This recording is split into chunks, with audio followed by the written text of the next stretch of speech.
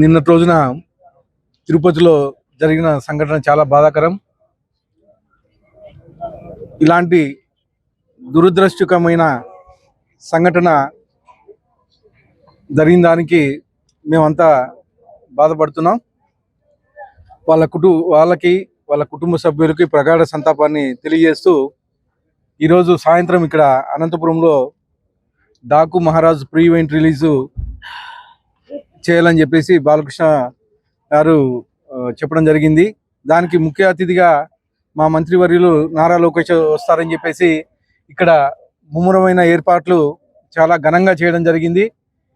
తిరుపతిలో ఈ సంఘటన జరిగిన తర్వాత మా మంత్రివర్యులు నారా లోకేష్ గారు, అలాగే మా బాలయ్య బాబు గారు కానీ చెప్పి ఈ వేడుకలను ఈరోజు ఆపేద్దాం, మనము తిరుపతిలో ఈ సంఘటన జరగడం బాధాకరం కాబట్టి ఈ వేడుకలను ఆపేసి తర్వాత కార్యక్రమం మనం 12వ తేదీ సినిమా రిలీజ్ తర్వాత ఏంటి అని చెప్పడం జరుగుతుందని చెప్పేసి తెలియజేస్తా ఉన్నాం.